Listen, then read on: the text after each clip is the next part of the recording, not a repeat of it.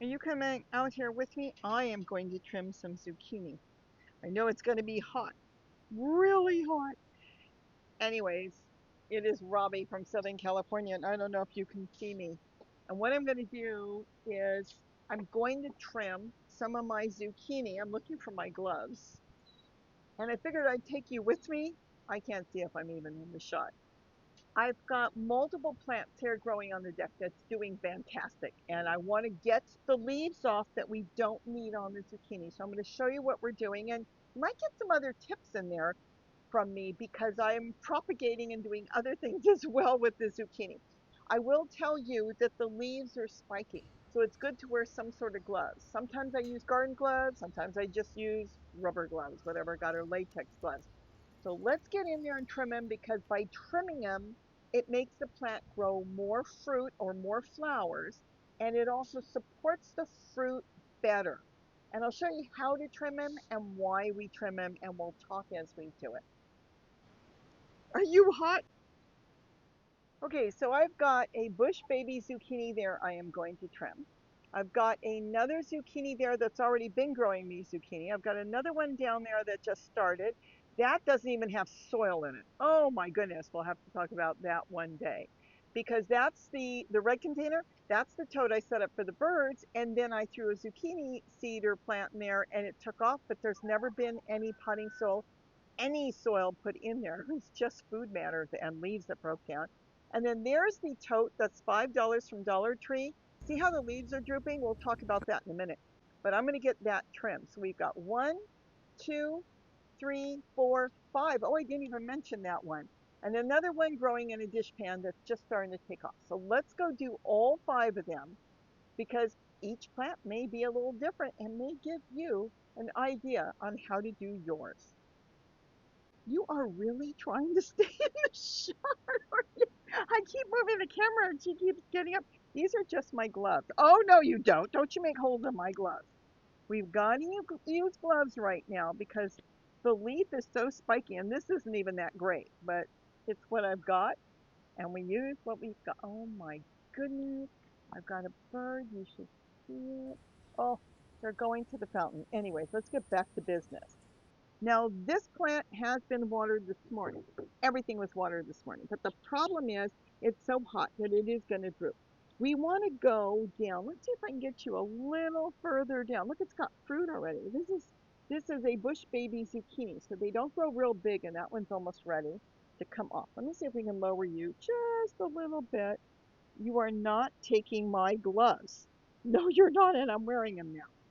All right. Now we want to trim as close to the plant as possible. Get a cutters, and you know what? You can even use the scissors. If you don't get all the way, don't worry about it. Look, it's hollow, but anything you leave on the plant will dry up in a matter of a day or two. Some people tell you that if you trim it to the plant all the way to the base of the plant, the trunk, you won't get squash bugs. That's not true. If you study the squash bugs, both of them, it's from the soil, it's from the leaves, they penetrate themselves. It has nothing to do with anything. I just want to get it as close to the trunk as possible, the main stem. You know what? This is hard because I've got a tomato cage on this one. There we go. Because it still will try to pull up and utilize water from the plant. That's why. But squash bugs, if you've got squash bugs, you've got other things you've got to do. If I had squash bugs, I know exactly what I would do, and I'd still grow as much zucchini as I want. Maybe a little bit of a struggle because everything would have to be covered and totally hand pollinated, but it could be done. So this has nothing to do with squash bugs when we're trimming our plant. It strictly has with moisture control for the plant. And that's it. So we're going to go through and trim off everything that's I can possibly get to. And if there are leaves way down and no fruit down there, take them off. And don't worry if you don't get up against the body at this point. It doesn't matter. You don't want to accidentally damage the trunk. You damage the trunk and you got problems because then if it doesn't callus over good enough, you could end up losing a lot. You could lose your whole plant. So you want to be very careful with the plant.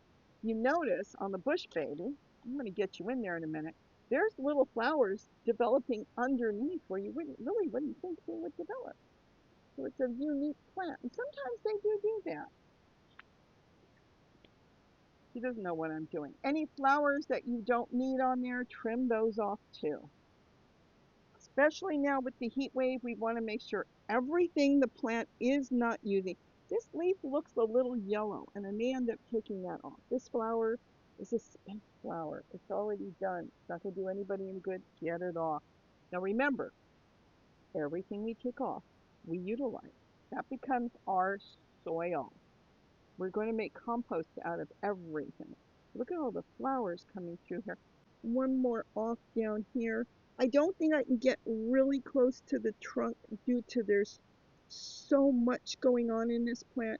But as long as I get most of it, like I said, don't worry about the piece that's left on the trunk. It will just dry up and it'll be gone in a day or two anyways. You got squash bugs, you got to deal with it by covering it before they get in. Because once they get in, what they'll do is they're penetrating through the base of the plant. All right, I think we got most of it, and I can come back and trim anything I missed because I'm kind of sitting on one side. All right, let's go to another plant. Okay, this one's in a dish pan, and we've already gotten fruit off of this one. Now, see how yellow this leaf is? It's not doing the plant any good. Get down there and just remove it as close to the trunk as possible. Here's another yellow leaf.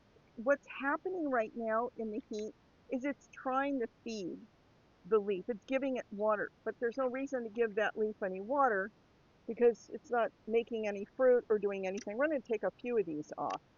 And I'm going to show you one more thing that's important to see because a lot of stuff that people say is just not true. See the brown stems there? Those were leaves, and they just dried up and turned into nothing. So when you leave a little bit, it's not going to hurt anything unless you've got some major insect problem. And if you're feeding your plants good, like compost tea, we don't need this, and the plants are healthy, they're going to be fine. This will be gone and dried up in a day or two, and they'll turn into these dried up pieces, and they're not going to hurt anything at all. So I do not have squash bugs here, so I don't have to worry about it at all. All right, we're going to take this one off because it looks yellow and I can get down on that. I'm going to take this one off. This one's turning a little yellow, so we're going to take all that off. What else? There's another one that looks yellow. This one's kind of a little, the plant looks a little weak. What I should do, because it has produced fruit already, is get some other, which I am doing. I'm getting some other, see it's still producing plenty of flowers. This helps it to reproduce too. Is get other seedlings started. So if I look at it and say, hey, this one's really done a lot, it's produced a lot, then I can just swap it out, compost in here. This one does look yellow too. Let me see where it's at. You know, there's no fruit there. See, here's one that came off. Let me show you, it just dried up. See how it dries up? That's where the leaf came off, but the stem was left. I'm going to go ahead and go really far down. Now, sometimes keep in mind, when you're dealing with squash, plants are individuals. If they feel that they've produced and they've done good enough, a lot of times it just fizzle out and there's not a thing you can do about it. So anyways, that one's done. Now let's go to the next one up here. Let's see if I can bring you up. Another dish pan. Now this one just started to grow. So this one doesn't have any fruit yet, just little fruit. We don't need this one, so we don't have a lot of trimming to do on this. This one looks a little yellow. Let me make sure it's got other leaves. Yes, I'm going to take that off. You don't want to take too much. And I think that maybe you will take this one off too, because it's already turning a little yellow. And that is it. Now, what's going on here is interesting. I've got a zinnia growing in here. Now, I've got purslane. I don't need the purslane. I don't want to pull too much water. I've got all kinds of lettuce coming up. I sprinkled lettuce seeds in there, and then I've got marigolds. That's not going to hurt anything as long as I keep this well watered. If it gets enough water, it won't care about all this other stuff growing. The lettuce will do its own thing. Now, purslane will suck up a lot because it's like a succulent. And I've got enough purslane, so I'm just going to pull it out and drop it. And anything the purslane took up as far as nutrients will go right back to the roots because it's going to decay in there. And this is it. Make sure we give it enough water. I see one more yellow leaf back there. Hold on. I mean, hold on. I'm shaking you around. With the heat wave coming, let's really help these plants out. Again, as close to the body as possible. Any piece you leave, especially here without squash bugs, it will just dry out in a day or two. And again, if you've got squash bugs, they get inside differently. There's two different ways. Some of them come from the soil. Some of them they've already laid and they burrow inside the plant. You can't do anything about that. Doesn't matter how you trim it. You need to be prepared that if you've got squash bugs, I'll tell you right now, I would have tented this whole thing in. I would have made an opening for me to get in to hand pollinate with other squash if I didn't get male and female flowers off the bat, and that would have kept the squash bugs out as long as I didn't use any contaminated soil that they burrowed in and hibernated throughout the winter on some of them, or spring. So that's all you need to remember. Keep everything sanitary as far as thinking of squash bugs, and you'd be able to produce. I see a little bit more purslane. I'm just going to take it out. I can take it in, make tea out of it, but I'm going to bother. All right, I'll give that a good water. Let's go to the next plant.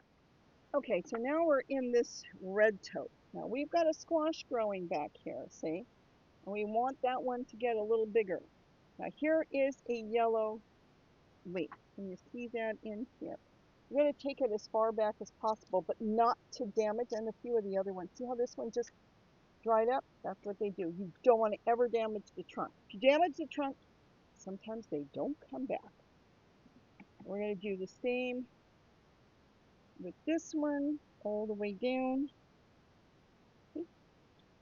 Don't damage the trunk. We're not utilizing this one for anything.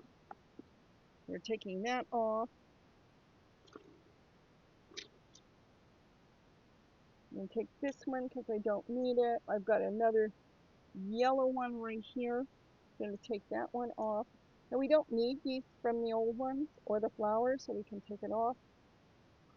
I'm going to leave that one right now. I'm going to leave, you know what, I'm going to take this one off on the bottom. Now I'm going to make sure, when I'm all done, everybody gets good water at the base.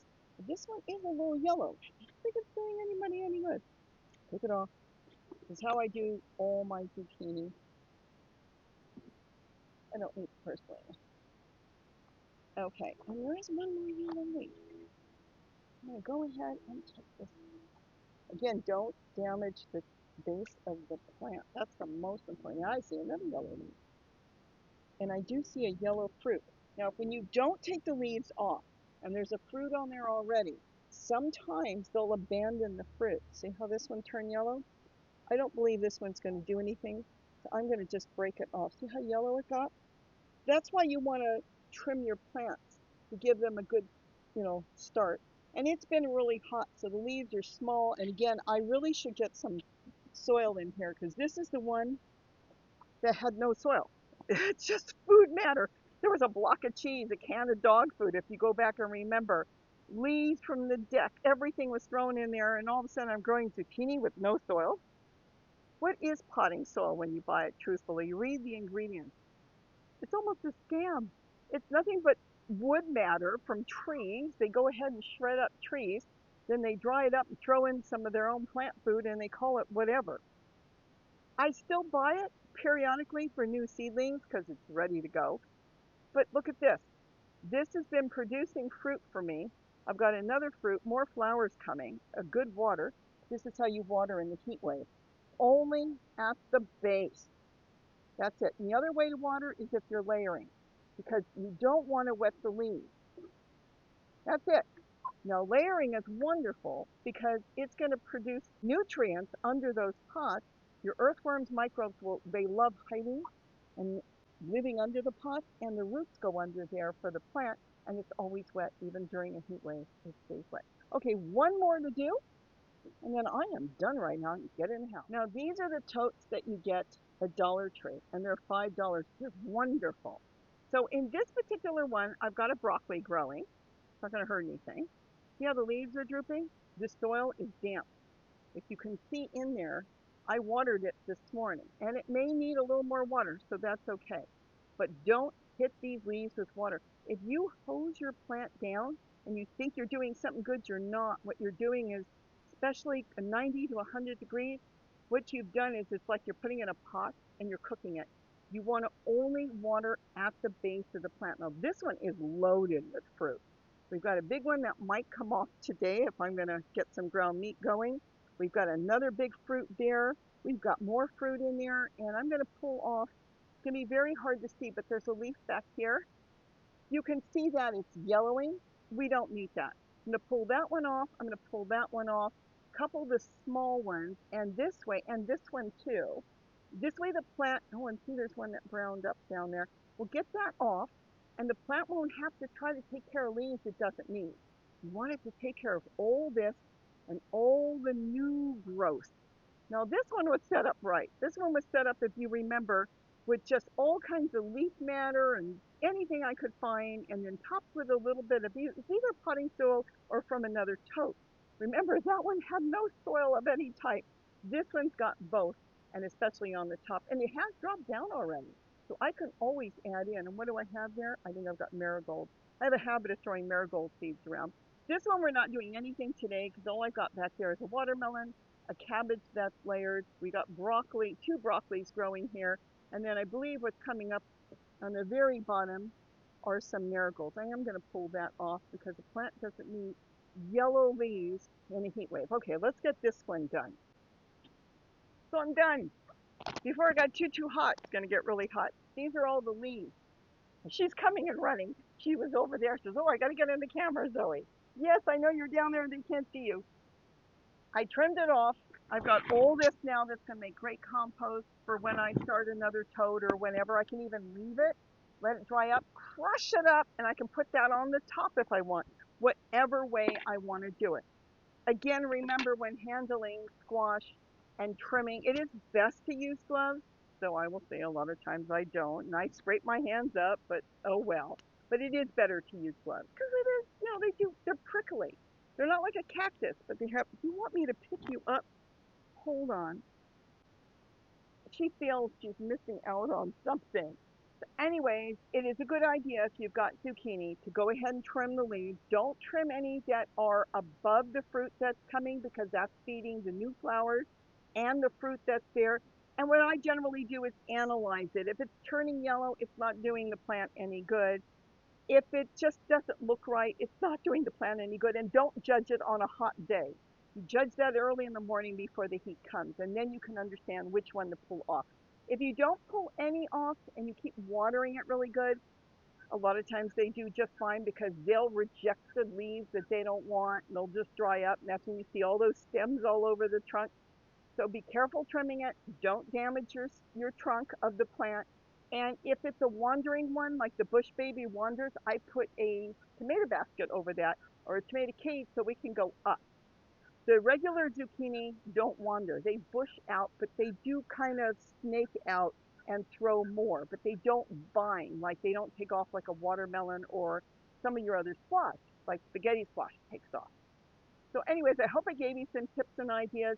And this would be a good time after the sun goes down to maybe give it some compost tea, which I think I do have here. At least I've got water coming out of the other totes that I filled up with wonderful matter, and that will be good to add to some water and I can feed them back. But I wouldn't feed them when it's really hot right now. Just some fresh water. All it wants to do is just try to, well, not stay cool, but it wants to do what it's supposed to do. Pull the water back to the base under the ground to hold on to the water in the roots. And as soon as the sun goes down or starts to drop in the sky, gets a little cool, then they'll pull the water back up into the leaves. And then you'll get zucchini, right? I hope I did give you ideas. Tell me if I did. Tell me if I didn't. With that, have a wonderful day. And don't forget to eat what you're growing. I am so happy I have zucchini. Because you know how I make my ground beef for all my dishes. Half zucchini and half a good grass-fed beef. Bye-bye. See you, bye-bye. She says it's too hot to say goodbye. Oh, I love this dog.